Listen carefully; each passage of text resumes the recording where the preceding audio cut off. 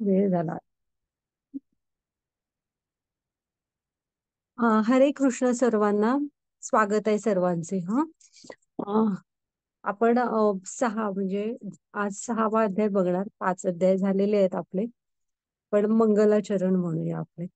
ओम अज्ञानतिमिरांधस्य ज्ञानांजन शलाकया चक्षुरुन्मीलितं येन तस्मै श्री गुरवे नमः.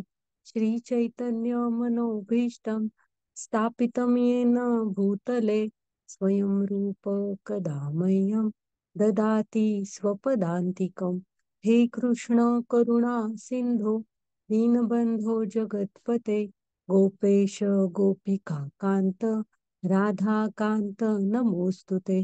तप्त कांचन गौरांगी राधे वृंदावनेश्वरी वृषभानुसुते देवी प्रणमामि हरिप्रिये.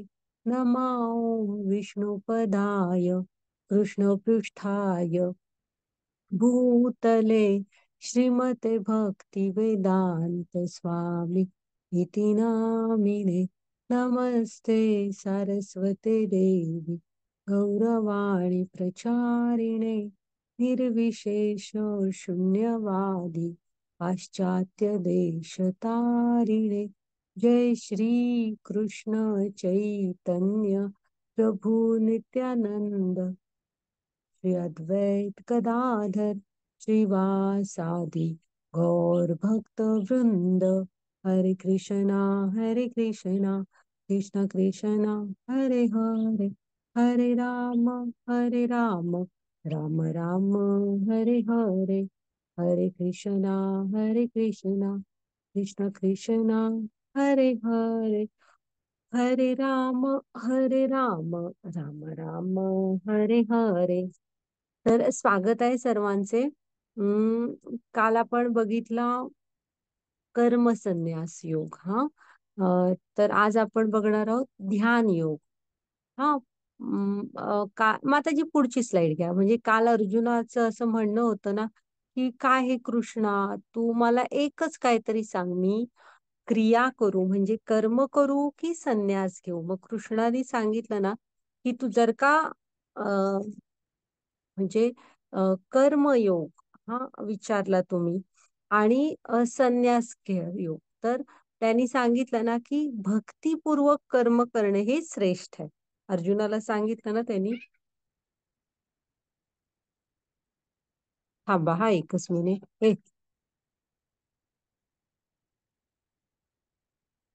हा तर आहे ना आमचं मांजर आलं होतं. तर आहे ना आपण बघितलं मग कृष्णाने आणि पण बरंच काय काय आपण काल आपल्या कालच्या अध्यायात आता बघितलं. तर आता आज आहे ना ध्यान योग ह्या विषयावरच बघणार आहोत. म्हणजे काय असतो तो. हा घ्या माताजी. हे ईश्वर प्राप्तीचे 3 पायऱ्या आपण बघितल्या. ब्रह्म, परमात्मा आणि भगवान. पुढे पुढे घ्या माताजी स्लाइड. तरी भगवंतांना भगवंत का म्हणायचं हे इथे सांगितलं. ह्या षड ऐश्वर्यानी युक्त असतात ते. असू दे माताजी घ्या.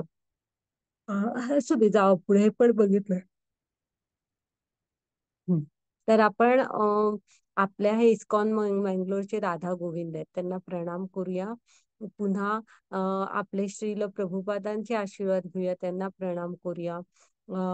नामानिष्ठदास प्रभूजी ज्यांनी हे सुंदर स्लाइड्स आणि हा अभ्यासक्रम बनवला, त्यांना प्रणाम करूया. कारण त्यांच्याशिवाय आपण नसतो एकमेकांच्या समोर. पुन्हा आमच्या मराठीची पूर्ण टीम, आमच्या ग्रुप हेड पूजा माताजी, त्यांना प्रणाम करते. आणि ज्यांच्याकडून मी गीता शिकले त्या अन्वया माताजी, त्यांना पण प्रणाम करूया. आपला आजचा अध्याय सुरू करूया. तर ध्यान योग असं आजच्या अध्यायाचं नाव आहे. तर कसं असतं ना, तुम्ही बघा आता ही ही एक्झॅक्ट हे आहे. तुम्हाला ध्यान योग काय करायचंय, कसा करायचा, हे कृष्णाने ह्याच्यात खूप व्यवस्थित वर्णन करून सांगितलेलं आहे. तर तुम्ही ध्यान योग करता तर ही शेवटची म्हणजे हे समाधीमध्ये आहेत बघा आता. आणि त्यांचा वरती एक तारा म्हणजे प्रकाश दिसतो, इथून होतो आपला परमात्म्याशी संबंध स्थापित झालेला आहे बघा. हा, आणि ती बसायची पद्धत बघा त्यांची, आणि त्यांचे केस जटा झालेत आणि किती वाढलेत, म्हणजे किती कित्येक हजारो वर्ष, काय माहिती किती वेळ बसलेत तशा अवस्थेत ते. आणि अजिबात भीती नाहीये. तुम्ही त्यांच्या शोल्डरच्या आसपास बघाल ना, तर तिथे तुम्हाला एक मोठासा वाघ दिसेल बघा, पाठीमागून जातोय, पण त्यांचं कण मात्र पण लक्ष नाही. तर जातोय म्हणजे गुरगुरत, म्हणजे वाघ असणार ते जंगलांमध्ये तर डरकाळी वगैरे फोडत असणार ना. तर बघा ते बिलकुल विचलित वगैरे झालेले नाहीये.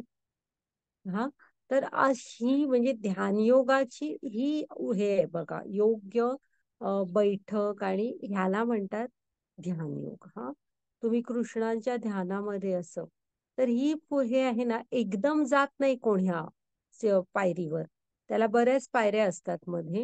हा, आता आपण पुढे जाऊया. माताजी पुढची स्लाइड घ्या. आता आपण काय करतो बघा, पुढची स्लाइड. तर आता योग म्हणजे हं, योग म्हणजे काय, तर तुम्ही कृष्णांशी जुळणं. आपण बघितलेलं ना, योग म्हणजे काय, जुळणं. आणि कुणाशीही जुळलात तर योग नसतो. जेव्हा तुम्ही कृष्णांशी जोडले जाणार, तेव्हाच फक्त तो योग असतो. हा, आता तर हा आहे का योग, बघा तुम्ही.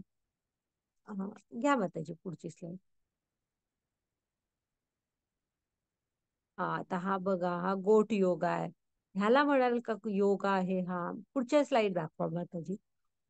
हा ऑफिस योगा, चेअर योगा, असे हे प्रकार आहेत. आता इथे पुस्तकाच दिली आहेत बघा. Yoga for physical and mental health, chair yoga, yoga for काय कॅट म्हणजे मांजरांसाठी. हा, पुढची स्लाइड घ्या. तर इथे back care yoga, desktop yoga, yoga for weight loss, yoga tennis, office yoga, yoga for business. तर आहे ना, हे आहे, पण हे तुम्ही कुठल्या ह्याच्यावर ठेवलंय मर्यादित. तर ह्याला आपण काय म्हणतो ते, म्हणजे तुमची हेल्थ, शरीराच्या स्तरावर ठेवलेलं आहे, की जेणेकरून तुमचं शरीर लवचिक राहावं आणि व्यवस्थित राहावं. मग हे काय वाईट नाहीये, ठीक आहे. शरीर तुमचं व्यायाम हवा शरीराला, आणि ते लवचिक राहायला हवं. पण हे हेल्थ साठी चांगलं आहे, तुमच्या आरोग्यासाठी हे चांगलं आहे. पण योगाचा हा अर्थ नाहीये.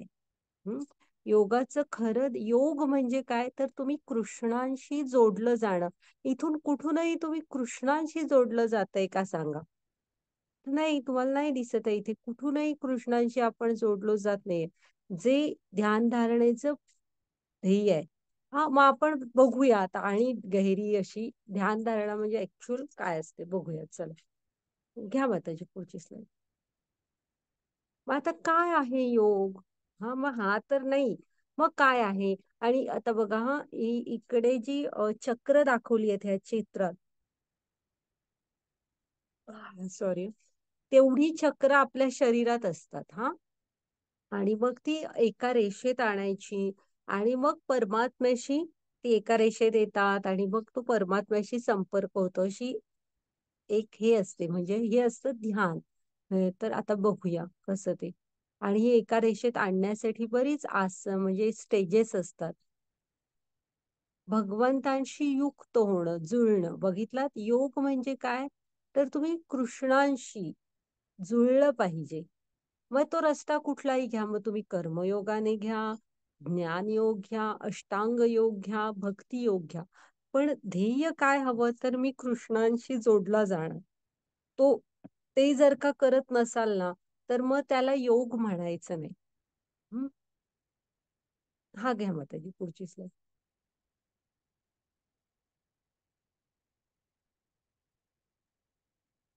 मग अष्टांग योग कृष्णाने कुठला सांगितलाय पद्धत, तर अष्टांग योग पद्धत सांगितलेली आहे.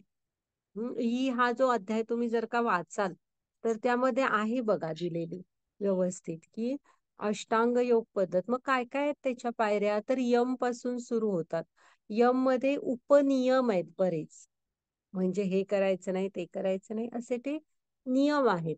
मग कलियुगात आपण तेवढे जरी पाळले तरी भरपूर असतात. हम्म. मग यम झाले की नियम, आणि पुन्हा मग थोडेसे नियम आहेत. मग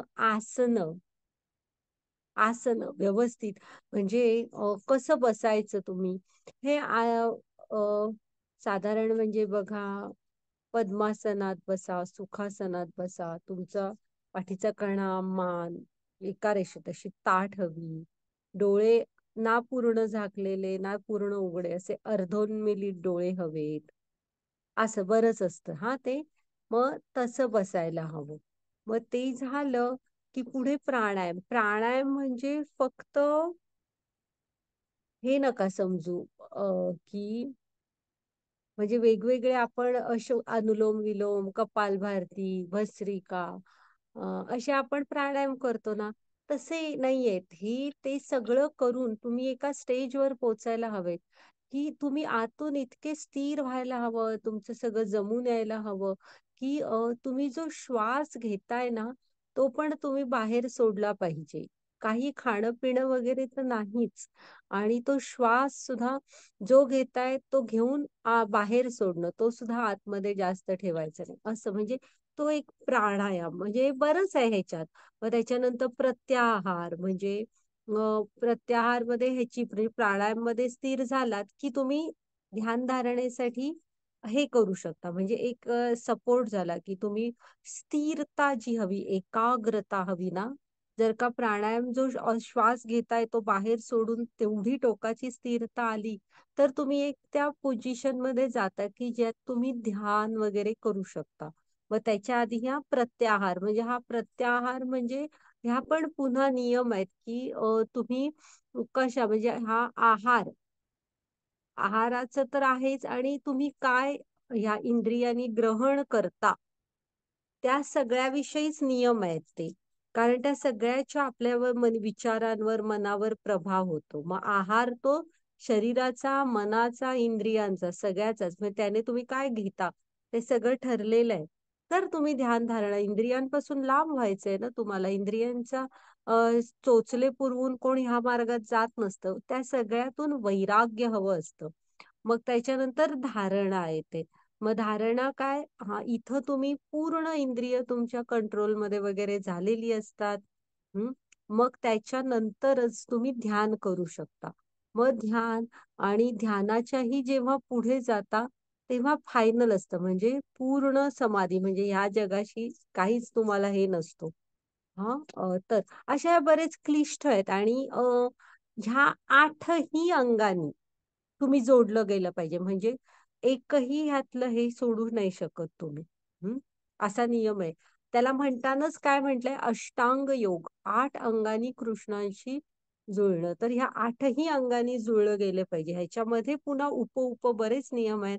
ते सगळे करून 8ही अंगानी जेव्हा तुम्ही कृष्णांशी जोडलं जाणार, तेव्हा त्याला म्हणतात अष्टांग योग. हा, या माताजी पुढची slide.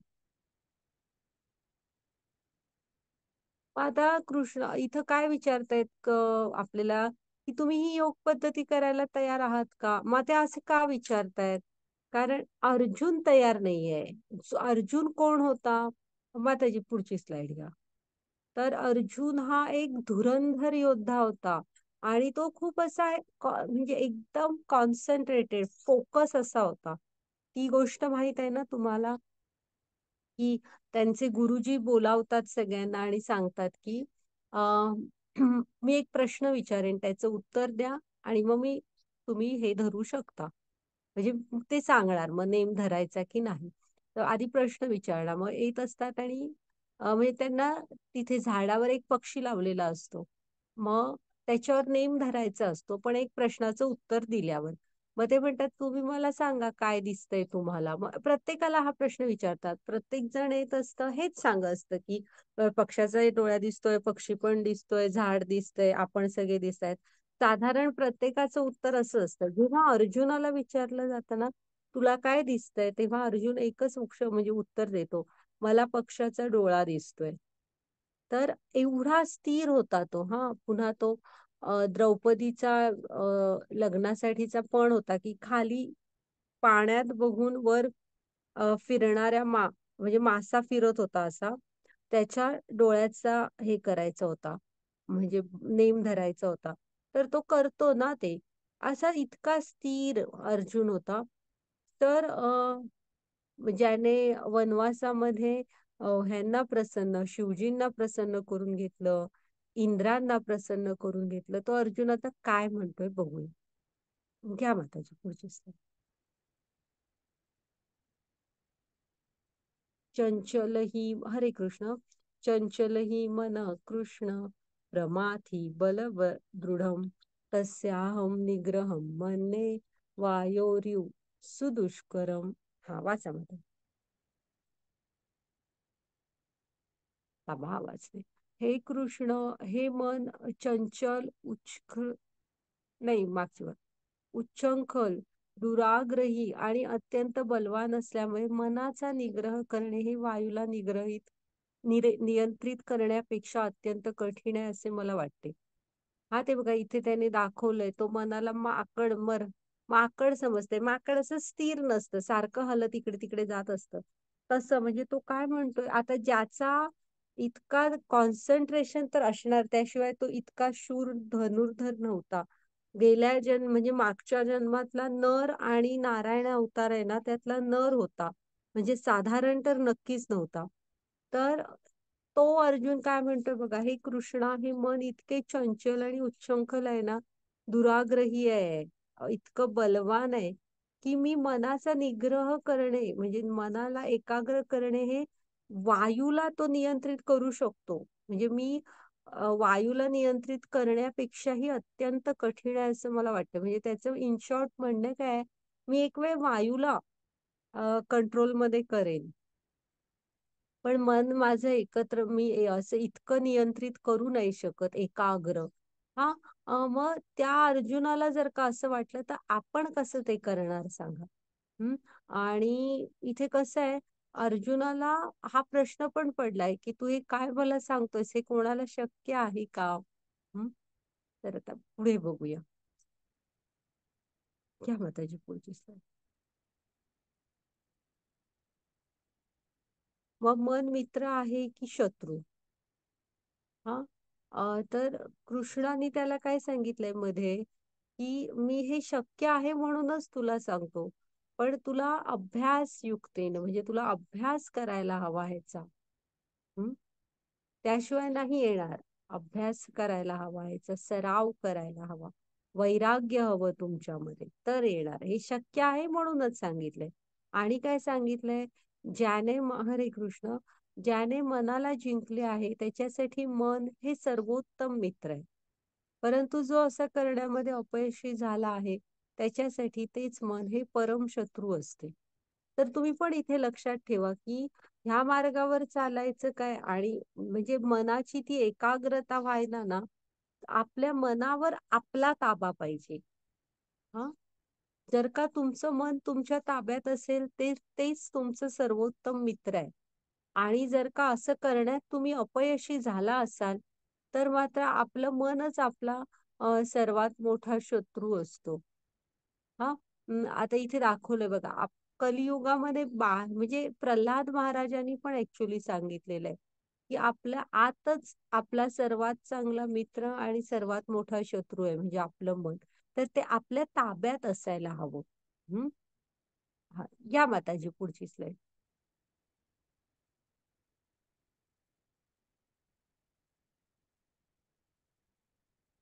आता सर्वोत्तम योगी कोण आहे, तर कृष्ण काय सांगतायत, भगवान श्रीकृष्ण म्हणाले, हे महाबाहो कौंतेया, चंचल मनाला संयमित करणे निसंशय अत्यंत कठीण आहे, पण योग्य अभ्यासाने आणि अनासक्तीद्वारे मनाला वश करणे शक्य आहे. ज्याचे मन उच्छृंखल आहे त्याला आत्मसाक्षात्कार आहे, परंतु ज्याचे मन संयमित आहे, थांबा एक मिनिट, सॉरी, आत्मसाक्षात्कार होणे कठीण आहे, परंतु ज्याचे मन संयमित आहे आणि जो योग्य साधनाद्वारे प्रयत्न करतो, त्याला निश्चित यशाची शाश्वती आहे, असे माझे मत आहे. म्हणजे इथे तुम्हाला जर का ध्यान धारणाच्या मार्गावर जायचं आहे, तर लक्षात ठेवा कृष्ण काय म्हणतायत बघा, की अशक्य नाहीये ते. शक्य आहे. पण कधी आणि निसंशय अत्यंत कठीण आहे. त्यासाठी ना हा अध्याय वाचाल तर त्यात दिलेलं आहे, की तुम्ही वनात जायला हवं, कुशाचं अंथरूण करायला हवं, त्यावर हरणाचं कातडं टाकायला हवं. हरणाचं कातडं का तर किडा, मुंगी वगैरे तुमच्याकडे येत नाहीत म्हणून. असं बऱ्याच आणि निर्जन आणि शांत ठिकाणी जायला पाहिजे. जिथे माणसं नाहीत आणि एकांत मिळेल ना, असं निर्जन आणि एकांत मिळेल अशा ठिकाणी जायला हवं तुम्ही. त्यामुळे तुम्ही जरासं भित्रे पण नसायला हवे, निर्भय असायला हवे तुम्ही. हा, तर असे बरेच आहे त्याला. मग कृष्ण काय म्हणतात, ते शक्य आहे, पण तुम्हाला त्यासाठी योग्य अभ्यासाने आणि अनासक्तीद्वारेच ते शक्य आहे. त्यामुळे तुम्ही योग्य अभ्यास म्हणजे दृढ निश्चयाने मी हे करणार आहे आणि तुम्हाला मुळात त्याची आवड हवी. आणि त्यामुळे ते योग्य अभ्यासाने एक योग्य गुरु भेटायला हवे. त्याशिवाय हे शक्य नसतं. त्या गुरुनी दाखवलेल्या मार्गावर अतिशय दृढ निश्चयाने आणि अनासक्ती हवी. ते एकांत ठिकाणी जायचंय, निर्जन एकांत ठिकाणी. मग ते वनांमध्ये, डोंगरांवर असं. तुम्हाला जर का घरची सतत आठवण येत असली आणि इकडे काय चाललंय, तिकडे काय चाललंय, अशामध्ये जर का तुम्हाला रस असेल, तर हा मार्ग त्यांच्यासाठी नाहीये. त्यांनी सांगितलं ना, 2 गोष्टी हव्या, सराव हवा आणि अनासक्ती म्हणजे वैराग्य हवं तुमच्यामध्ये. पुन्हा ज्याचे मन उच्छृंखल आहे ना, म्हणजे ते आता मागाशी माकडचं उदाहरण घेतलं तसं, त्यांना आत्मसाक्षात्कार होणे कठीण आहे. हा, मग कृष्ण पण म्हणतात अशा लोकांना कठीण आहे. पण ज्यांचे मन कंट्रोलमध्ये म्हणजे त्यांच्या ताब्यात आहे ना, त्यांनी जर का योग्य साधनांद्वारे प्रयत्न केला तर यशाची शाश्वती आहे. हं? हा, घ्या माताची पुढची स्लाईड. वर तिथे नारद मुनी दाखवलेत ते. हा, नारद मुनी ते होते बघा, म्हणजे त्यांचं मन स्थिर होतं कृष्णांमध्ये. घ्या माताची पुढची स्लाईड.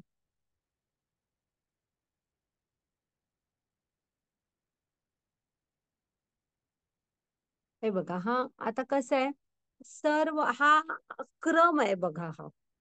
म्हणजे दिलेला आहे की तुम्ही भलेही मार्ग कुठलाही घ्या, असा हा चढता क्रम आहे. कर्मयोग कराल तर कर्मयोग जर करायला लागलात तर त्याची हे ज्ञानयोग म्हणजे पुढची पायरी काय असते, तुम्हाला ज्ञान मिळेल. हा, ज्ञानयोग. मग ज्ञानयोगाची पुढची पायरी हा अष्टांग योग. म्हणजे ज्ञान मिळालंय ते सुद्धा तुम्ही अप्लाय करायला हवं ना जीवनात. मग तो अष्टांग योग किंवा मग अष्टांग योगाच्या मार्गाने चला. पण हे जर काही कुठलाही जर का तुम्ही मार्ग घेतलात, तरी कुठल्या ना कुठल्या जन्मी पुढे तुम्ही भक्ती योगावरच जाता आणि भक्तीच्या द्वारे कृष्णांना प्राप्त करू शकता. म्हणजे ह्या कुठल्याही मार्गाने गेलात तरी भक्ती योग हा करायचाच आहे. हा, मग आपण कलियुगात आपण काय करायचं, माताची पुढची स्लाइड घ्या, की आपण स्ट्रेट भक्ती योगावरून सुरू करायचं. इथे बघा, ही होती म्हणजे हे बघा, हा 6.47 श्लोक आहे. हे कोण आहेत, गोपी आहेत, ह्या रासलीला दाखवली आहे इथे. तर सर्व योग्यांमध्ये जो दृढ श्रद्धेने आणि दृढ श्रद्धेने माझ्यामध्ये वास करतो, अंतःकरणात माझे चिंतन करतो, माझी दिव्य प्रेममयी सेवा करतो, तो माझ्याशी पूर्णपणे योगयुक्त असतो. तोच सर्वश्रेष्ठ योगी होय, असे माझे मत आहे. हा, म्हणजे तुम्ही इथे लक्षात घ्या की सर्वश्रेष्ठ योगी कोण आहे. तर त्यासाठी तुम्हाला हे नाही करायची आहे, म्हणजे त्यासाठी ध्यानधारणा करायला हवी असं नाही. तुम्ही ध्यानधारणा नाही केली तरी पण ह्या योगी होते, गोपी होत्या बा, आणि सगळेच ते वृंदावनातले गोप सखे, सगळेच गोकुळवासी ते कसे होते बघा. त्यांना फक्त एकच, त्यांचा कृष्णच त्यांच्यासाठी सगळं काही होता. हम्म, त्यांचं मन नेहमी म्हणजे नेहमी कृष्णांमध्ये स्थिर असायचं. ह्या गोपींना काम करताना सुद्धा काही त्या करत असू देत, आत हृदयात फक्त कृष्णांचा विचार. मग असे असतात, म्हणजे त्यांनी इथे सांगितलंय बघा, की जो दृढ श्रद्धेने सदैव माझ्यामध्ये वास करतो, म्हणजे सदैव मनात कृष्णांचे विचार. आपण कृष्णांचा विचार किती वेळ करू, क्लास करायचा आहे म्हणून तेव्हा करू, जप करत असाल तर तेव्हा करू, तसं नाही. सदैव ज्यांच्या मनात कृष्णांचा विचार असतो, अंतःकरणात त्यांचं आठवण म्हणजे चिंतन करतात, कृष्णांची दिव्य प्रेममयी सेवा करतात, तो माझ्याशी पूर्णपणे योगयुक्त असतो आणि तोच सर्वश्रेष्ठ योगी, असं माझं म्हणणं आहे. म्हणजे तुम्ही असं बनायला हवं, की सदैव कृष्णांचा विचार, पुन्हा त्यांचं चिंतन करणे, हां, आणि कृष्णांची दिव्य प्रेममय सेवा करणे. तो माझ्याशी योगयुक्त आहे आणि तेच सर्वश्रेष्ठ योगी आहेत, असं कृष्णांचं मत आहे बघा. आणि एक लक्षात ठेवा, इथे प्रत्येक गोपी बरोबर एक वेगळे कृष्ण दिसतायत बघा तुम्हाला ह्या चित्रात. त्यामुळे ते काहीही करू शकतात ते बघा. म्हणून ते हे आहेत, भगवान आहेत. प्रत्येकाबरोबर एक गोपी बरोबर एक हे असे कृष्ण आहेत. तर ते कितीही त्यांचा विस्तार वगैरे करू शकतात. त्यामुळे ते भगवान आहेत. हां. हां, घ्या माताजी. भागवतमच्या 10व्या स्कंदात आहेत ह्या सगळ्या कृष्णांच्या कथा. पुढची स्लाइड घ्या माताजी. तर योग काय असतो? आध्यात्मिक अभ्यास आहे तुमचा. हं. पुढची स्लाइड घ्या माताजी. आता कसं आहे ना, सत्ययुगाचं आहे हे. ध्यानधारणा ही ना, तेव्हा मी तुम्हाला सांगितलं ना, 1,00,000 वर्षाचं आयुष्य होतं माणसांना. आता आपल्याला 100 वर्षाचं आहे. ही ध्यानधारणा हजारो वर्ष करायला लागायची. ती काय असं 5 मिनिटात करलो, उठलो असं नाही. ही हजारो वर्षांच्या क्रिया होत्या त्या. हां. आणि मुळात तेव्हा तसं शरीर होतं, आयुष्य होतं, इंद्रिय संयमित होती, आजूबाजूचं वातावरण तसं होतं. त्यामुळे सत्ययुगाचा धर्म काय आहे? कृष्णांचं म्हणजे विष्णूंची ध्यानधारणा हा कलियुगात तुम्ही नाही हे करू शकत. हं. तेवढं मुळात आयुष्यच नाहीये. बाकी तर इंद्रियांवर कंट्रोल वगैरे ते तर सोडूनच द्या. आणि ती निर्भयपणा, तशी वनं, त्रेतायुगात होते वेगवेगळे यज्ञ आहुती. म्हणजे हे यज्ञाला ना कसं लागतं, अतिशय शुद्ध उच्चार असणारे म्हणजे ज्या उच्चारात एकही चूक चालणार नाही असे ब्राह्मण लागतात. आणि मुळात कलियुगात पृथ्वीवर ब्राह्मण नाहीच आहेत. ते आता तुम्ही 18व्या अध्यायात बघू शकाल. जेव्हा तुम्ही 18वा अध्यायात ते डिटेल दिलं, मग त्यासाठी तुम्हाला वाचावं लागेल ते. ते गुण एकाच वेळेस सगळे असणारा माणूस ब्राह्मण असतो. ते बघा तुम्ही वाचून. त्यामुळे कलियुगात कोण इतके शुद्ध उच्चार असणारे कोण उपलब्ध नाही. पुन्हा यज्ञ करायला खूप संपत्ती वगैरे लागते. ते काही आपण ह्या त्रेतायुगातलं ते आहे. आपण ह्या युगात करू नाही शकत. द्वापार युगात विस्तृत मंदिर पूजा आहेत. म्हणजे मोठी मोठी मंदिरं, सोनं चांदीचं दान धर्म, अन्नदान करणं आणि खूप विस्तृत अशा पूजा, जिथं राहून आणि भरपूर छान छान सोन्या चांदीची भांडी वगैरे वापरून अशा मंदिर पूजा आपण आता ना, कारण आपल्याला जीवनात एवढं म्हणजे धावपळ आहे ना, तुम्ही मंदिरात गेलो तरी आपण असं किती वेळ थांबतो सांगा? जास्तीत जास्त माणूस 1 तासभर थांबेल. तेवढं पण नाही थांबत. पण धरू आपण. मग कशा करणार ना तुम्ही विस्तृत मंदिर पूजा? त्यामुळे तो पण नाही. मग कलियुगाचा धर्म काय आहे? माताची पुढची स्लाईड. कलियुगात आपण एकच करू शकतो, हरिनाम जप, आणि हाच कलियुगाचा धर्म आहे. आहे हरे कृष्ण. श्रीमद भागवतमच्या ना 12व्या स्कंदात 3रा अध्याय आणि 52वा श्लोक आहे की, हरे कृष्ण, कृते यज्ञोयते विष्णू त्रेतायाम यजतो मखे द्वापारे परिचर्यायाम कलौ तत् हरी कीर्तनात. हरे कृष्ण. अजून हे राजन, सत्ययुगात विष्णूचे ध्यान करून, त्रेतायुगात यज्ञ करून आणि द्वापर युगात परमेश्वराच्या चरणकमळाची सेवा केल्यास जे फळ मिळते तेच फळ कलियुगात फक्त हरे कृष्ण महामंत्राचे कीर्तन केल्यास प्राप्त करता येते. श्रीमद भागवतम 12वा स्कंद ना आता त्याची, आणि 3रा हो. अध्याय आणि 52 श्लोक. हरे कृष्ण. बघा इथे आता स्पष्ट सांगितलंय ना, की सत्ययुगात काय करायचं होतं? विष्णूचे ध्यान, त्रेतायुगात यज्ञ, द्वापार युगात कृष्णांच्या चरण कमळांची सेवा म्हणजे तेच मंदिरात जाऊन पूजा, जे फळ मिळणार ना तेच कलियुगात फक्त हरिनाम जपाने मिळते. आणि तेवढंच आपण करू शकतो. बाकी आपण काही खूप करू नाही शकत. हा, घ्या माताजी पुढची स्लाइड. चैतन्य महाप्रभू आहेत बघा हा या स्लाइड मध्ये.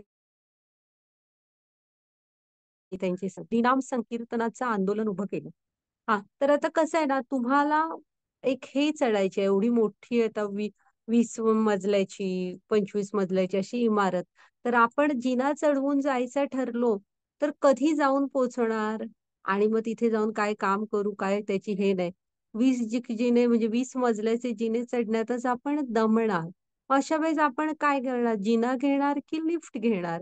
तर आपण नॅचरली आपण लिफ्ट घेणार ना.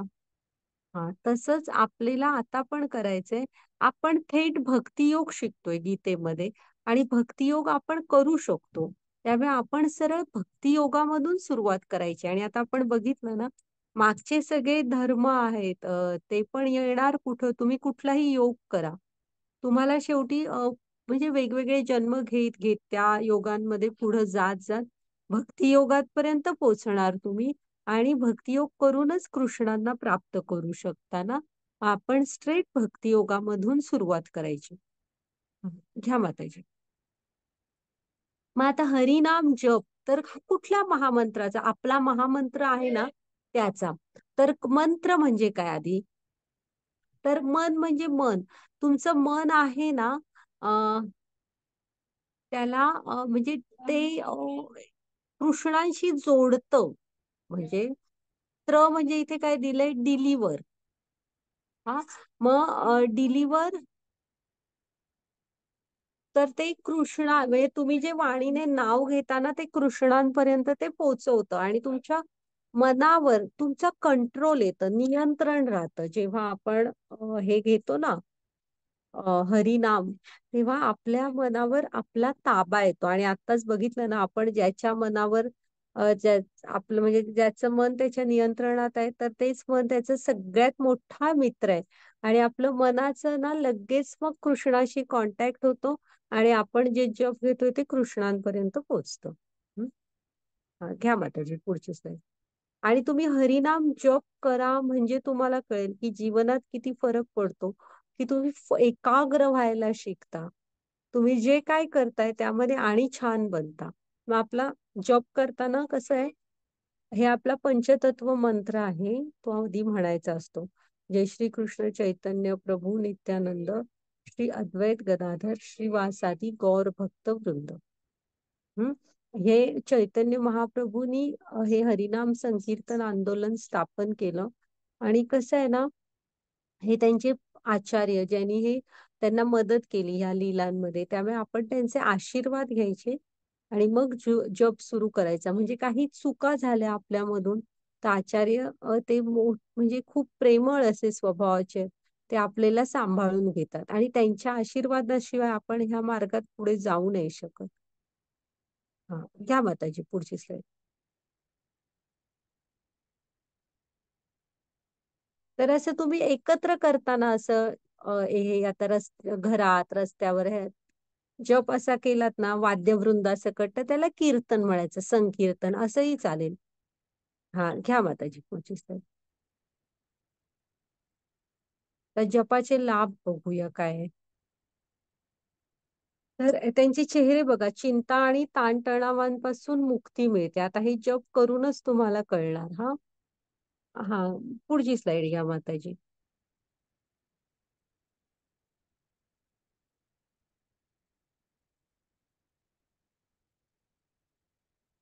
हे बघा, इथे मनशांती मिळते. हा, अद्भुत अशी मनशांती मिळते. म्हणजे हरी नावाचा महिमा, म्हणजे सांगितलं ना मी तुम्हाला, अमृताहुनी गोड नाम तुझे देवा, सांगितलंय ना, अमृतापेक्षा पण गोड आहे. ते तुम्ही घेऊन बघायला पाहिजे. हा, मनशांती मिळते. हा, मग त्याची पुढची स्लाईड घ्या. हा, खरा आनंद आहे त्याच्यामध्ये. हा आत्म्याचा आनंद आहे. आपला आत्मा आपण आता हे तर बघितलं ना, तर आपला आत्मा कुठून आलेला आहे, कृष्णांचा अंश आहे तो. त्याला आता जिकडून तो आलाय तिकडेची त्याला ओढ असते ना. त्यामुळे त्याला खूप आनंद होतो. हा आत्म्याच्या आनंदासाठी आपण म्हणजे खरा आनंद आहे त्याच्यामध्ये. आता हे शास्त्रीय संदर्भ बघूया थोडे. वाचा मग. हा नाही, पुढची स्लाइड पुढची घ्या. हा कलीच्या एक मिनिट कलीच्या युगात लोकांनी केवळ भगवंतांच्या पवित्र नामाचा जप करावा. हे नारायण संहितेमध्ये सांगितलंय बघा. कलियुगात तुम्ही हेच करू शकता, केवळ भगवंतांच्या पवित्र नामाचा जप. घ्या माताजी पुढची slide. आता हे कली संतरण उपनिषद मध्ये काय म्हटलंय, सर्व वैदिक साहित्याच्या माध्यमातून शोध घेतल्यानंतर हरे कृष्णाचा जप करण्याच्या तुलनेत या युगासाठी अन्य श्रेष्ठ धर्म नाही. बघा आता तिथे सांगितलंय ना की सगळ्या वैदिक साहित्याचं मिळून शोध घेतला तर हरे कृष्णचा जप हाच श्रेष्ठ धर्म आहे. घ्या माताची पुढची स्लाइड.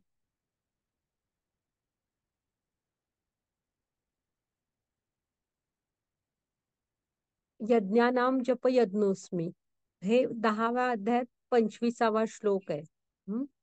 की सर्व यज्ञांमध्ये पवित्र नामाचा जप कोण आहे? कृष्ण आहे. म्हणजे तुम्ही नाम घेता म्हणजे प्रत्यक्षात लगेच तुमचा कृष्णांशी संपर्क असतो.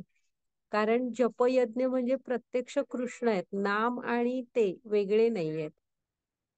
घ्या माताजी पुढची स्लाइड.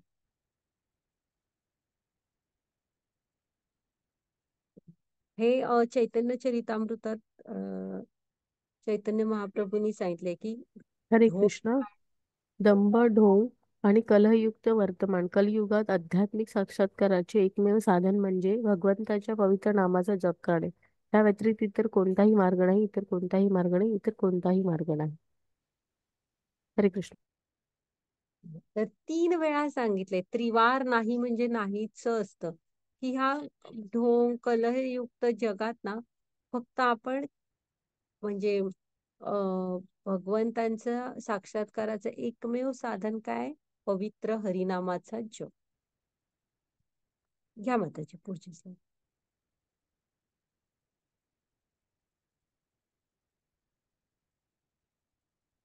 हरे माझ्या कृष्ण. आता हे कशात सांगितलंय, माझ्या प्रिय राजा, जरी कलियुग दोषाने व्याप्त असेल तरी या युगाचा एक चांगला गुण आहे, तो म्हणजे फक्त हरे कृष्ण महामंत्राचा जप केल्याने व्यक्ती भौतिक बंधनातून मुक्त होऊ शकते आणि दिव्य जगतात उन्नत होऊ शकते.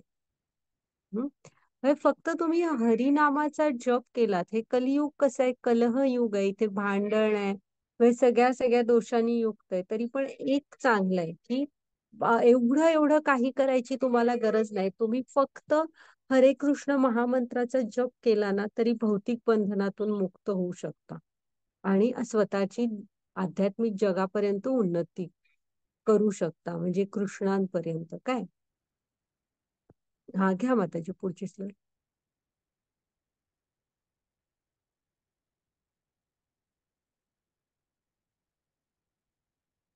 हे प्रभो, केवळ तुमचे पवित्र नामच सर्व जीवांना सर्व प्रकारची कृपा प्रदान करू शकते.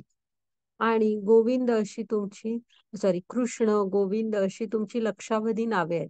या दिव्य नावांमध्ये आपल्या सर्व दिव्य शक्ती तुम्ही आपल्या सर्व दिव्य शक्ती विहित केल्या आहेत. या नावांचे स्मरण करण्यासाठी कठोर नियमही नाही. हा बघा की त्यांचं नाम आपल्याला सर्व कृपा प्रदान करू शकते. पुन्हा हरी अनंत, हरी कथा अनंत, तशी त्यांची नाम पण अनंत आहेत.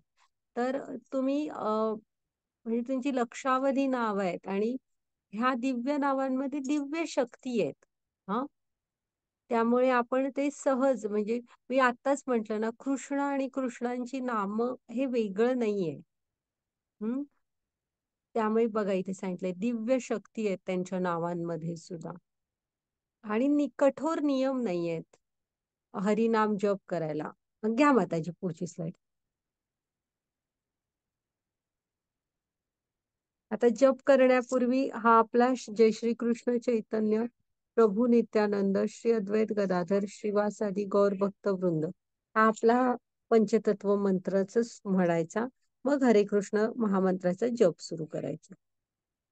हा म्हणजे आचार्यांचा आशीर्वाद घेऊन. हा घ्या माताजी पुढची स्लाईड.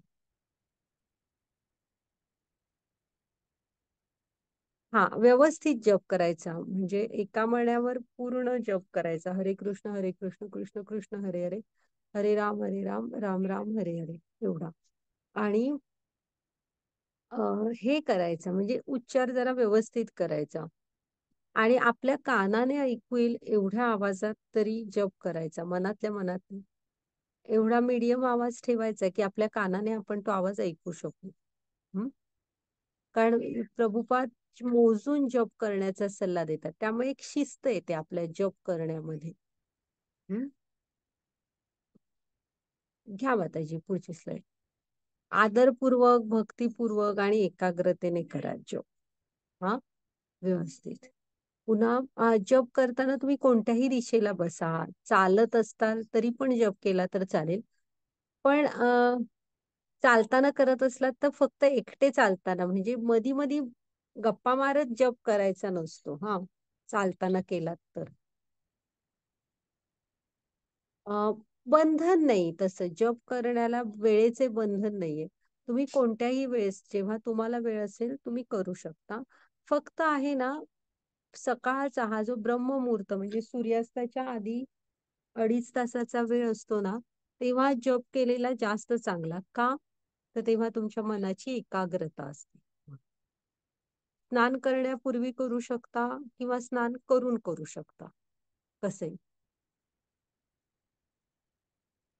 हा घ्या माताजी पुढची slide. आता काय करू नका तर महामंत्रातील केवळ एकाच भागाचा जप करू नये, पूर्ण महामंत्राचा जप करावा. तर लक्षात घ्या की पूर्ण महामंत्राचा जप करायला सांगितलंय. आणि म्हणजे एक वर एक पूर्ण महामंत्र असं. हा ते झालं तर तो जो मेरुमणी असतो जिथून मधला दाखवलाय बघा, तिथं जप करू नको. तो कृष्ण असा समजला जातो, त्याला कृष्णमणी म्हणतात. त्याच्यावर जप करायचा नाही. हा पुन्हा पुस्तक वाचत, पेपर वाचत जप नाही करायचा. टीव्ही बघतोय, भाजी नीट करतोय आणि जप, असं नाही. जप हा जप एक म्हणजे ठरवून मी जप काय करणार ते तेच एक काम करायचं. हा घ्या माताजी पुढची slide. आता फायदे मगाशी बघितले तेच आहेत परत, की पापाच्या जपाचे फायदे ना, आणि हे तुम्ही आता सायंटिफिक भाषेत पण बघू शकता, भरपूर आहेत. आणि ते सगळं सायंटिफिकली आपल्याला मानायचं नसतं ना, शास्त्र सांगितलेलं आपण ऐकत नाही. आम्ही विज्ञानाने सांगितलं तरच ऐकतो. ते सगळं फक्त आपण युट्यूब किंवा वेगवेगळे गुगलवर जाऊन रिसर्च पेपर वगैरे बघत नाही. हे सगळं प्रूव्ह झालेलं आहे की ह्याचा किती पॉझिटिव्ह परिणाम असतो. हा विज्ञानाच्या भाषेत तर आहेच, आणि शास्त्रांप्रमाणे बघू आता तुम्ही की पापांची आपली जी म्हणजे ही जी किती किती प्रवास करून आपण इथपर्यंत पोहोचलेलो आहे, तर त्या पापांमधून आपल्याला पापांच्या परिणामांपासून मुक्तता हळूहळू मिळत जाते. हा शुद्ध बनत जातो आपलं हे आत्मा शुद्ध होत जातो. मग आता जी पुढची स्लाइड घ्या. हे बघा, ही चिंता ताणतणावातून मुक्ती, मनशांती, खरा आनंद, प्रबोधन. प्रबोधन पण करता तुम्ही बघून, ते पण हे होतं. लोक काय म्हणतात आता हरे कृष्ण जपाबद्दल, म्हणजे असं नाहीये की कोणी केलाच नाही, तुम्हालाच पहिल्यांदा कोणतरी सांगतंय. तर हे आता बाहेरचे पण बघा. बाहेरचे लोक काय म्हणतात, तर हे जॉर्ज हॅरिसन हे काय म्हणतात, it's really a process of having realization of God. म्हणजे त्यांना भगवंतांचं अस्तित्व जाणवतं जप केल्यावर. हे Albert Ford, owner of Ford Motors, ते काय म्हणतात, chanting Hare Krishna has made a tremendous impact in my life. Hare Krishna महामंत्राच्या जपाने त्यांच्या जीवनावर एक ट्रिमंडस इम्पॅक्ट म्हटलंय बघा झाला, प्रचंड असा छान बदल झाला. घ्या माताजी पुढची slide. हे everything started happening for me when I begin chanting हरे कृष्ण. हे सगळं व्यवस्थित व्हायला लागलं माझ्यासाठी. हे कोण म्हणतात? जीन क्लॉड हेलिच, म्हणजे youngest director of 3M in France मधल्या काहीतरी आहेत ते. त्यांना तसं वाटतंय.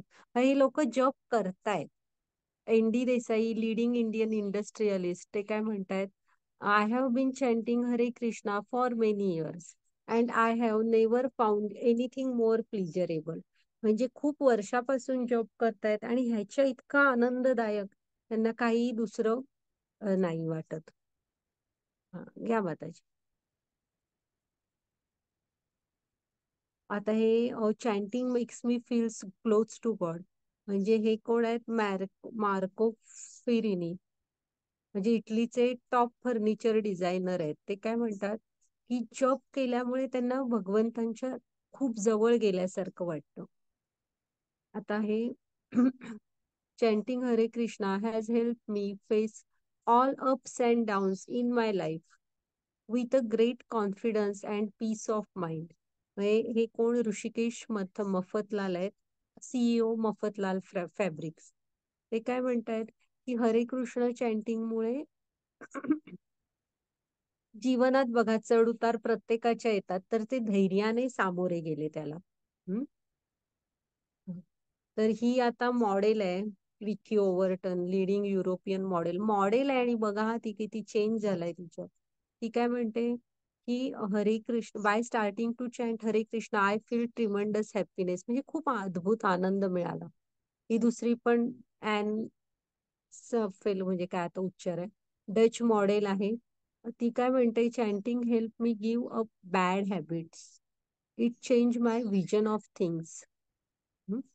तर जीवनात आता बघा त्यांना म्हणजे व्हिजनच चेंज झाला. आता ह्या मॉडेल म्हणजे त्यांचं लाईफस्टाईल कसं असतं, ती लोक असं सांगतायत की म्हणजे तुम्ही बघा की जॉब किती परिणाम करतो आपल्यावरती. हा, हा घ्या माताजी. ह्या आता आर्मी ऑफिसर आहेत, Bruce Klinger. My outlook towards life is lot more brighter after starting to associate with Hare Krishna devotees and chanting Mahamantra. म्हणजे जेव्हापासून ते हरे कृष्ण, म्हणजे आपला भक्त पण जे असतात ना मंदिरात वगैरे, भक्तांच्या सहवासात राहायला लागले, तर जीवनाकडे बघण्याचा दृष्टिकोन आणि चांगला, पॉझिटिव्ह, सकारात्मक झाला. आणि म्हणजे किती परिणाम झाला बघा त्यांच्यावर. आता हे महामंत्र significantly reduces stress, depression and the mode of ignorance and considerably increases the mode of goodness. म्हणजे तुमच्यातला आळस कमी होतो, तुम्ही चांगुलपणा तुमचा जास्त वाढतो. पुन्हा स्ट्रेस म्हणजे तुमच्यातले ताणतणाव, नैराश्य हे कमी येतं. आता हे कोण म्हणतात? David Wolf. आणि ते कोण आहेत बघा? Master of social service program at Florida State University. हा, researcher for studying the effect of chanting Hare Krishna महामंत्र. म्हणजे ते त्याच्यावरच सायंटिफिक स्टडी करतायत आणि त्यांची बघा ही मत आहेत. घ्या माताजी पुढची. पॉल ब्लेअर, प्रिंटिंग एक्झिक्युटिव्ह, ते काय म्हणतात? When I am stressed out, I chant. It's one thing which charges my batteries. It clears my mind and brings me back in focus. घ्या माताजी पुढची स्लाइड. आता हे आपण मर्चंटायझर आहेत, सॅली रेले. त्या काय म्हणतात? When I am nervous, I find chanting a very calming. I don't get shake up with small little things. हे लहान गोष्टींनी आपण चिडचिड वगैरे करतो, ते सगळं बंद होतं. मी सांगितलं ना, अद्भुत शांतता आणि प्रसन्नता मिळते आपल्याला. आणि ह्या करून बघायच्या गोष्टी आहेत आणि काहीच नाही. एक जपमाळ करायला तुम्हाला 8 मिनिटं सुद्धा बास असतात. आणि नर्वस असल्यावर त्यांना व्हेरी काम, म्हणजे असं शांत वाटतं. रमेश लाल हे टोरंटो हेल्थ स्पाचे प्रोप्रायटर, ते काय म्हणतात? हरे कृष्णा चॅन्टिंग मुळे नाही, chanting Hare Krishna and reading authorise books on Krishna consciousness has brought me great peace. म्हणजे एक अद्भुत शांतता आणली बघा त्यांच्या आयुष्यात. ही आपले वाचन पण व्हायला हवं त्याच्यामुळे. आता इथे प्रभुपाद स्वामी काय सांगतायत, व्हेन वी आर चिल्ड्रन, म्हणजे लहान असतो तेव्हा इनोसंट असतो ना आपण. When we are children innocent, we have no bad habits, but as we grow and associate with bad company, we also acquire all these bad habits. To give up all these bad habits means we have to associate with sadhus and devotees, saintly persons. Then we can give it up. Hmm? This is called anartha nivrutti, means giving up all unwanted bad habits. हे प्रभुपाद स्वामींनी सांगितले की जसं लहान असताना आपण निरागस असतो, पण जसं मोठं होत जातो तसं तुम्ही ज्यांच्याशी असोसिएशन, म्हणजे तुम्ही ज्यांच्यामध्ये राहता, बसता, उठता, मैत्री असते, त्यांची संगतीचा खूप परिणाम असतो. मग आपल्यामध्ये काही वेळा वाईट सवयी, व्यसन असं येतं. मग हे सगळं आहे ना, हे आपल्याला कृष्णांपासून लांब घेऊन जातं. कर्मबंधनात अडकतो आपण. हम्म. मग ह्या सगळ्यातनं आपल्याला सुटका हवी असेल ना, तर तुमची असोसिएशन, म्हणजे तुमची संगत कोणाची आहे ती खूप महत्वाची असते. तर ते काय म्हणतात, त्याच्यासाठी तुम्हाला साधू, भक्त म्हणजे मंदिरात जायला हवं, अशा लोकांचा, गुरु वगैरेंचा संगत असायला हवी. मग आपण आपोआप ह्या असल्या ह्याच्यातून, म्हणजे संगतीचा आपल्यावर खूप परिणाम होतो आणि अशा ह्याच्यातून बाहेर पडतो. ह्याला अनर्थ निवृत्ती म्हणतात. हा, घ्या माताजी पुढची स्लाईड. तर जप करा, आनंदी राहा. हा हा माताजी पुढची स्लाईड घ्या. झालं ना?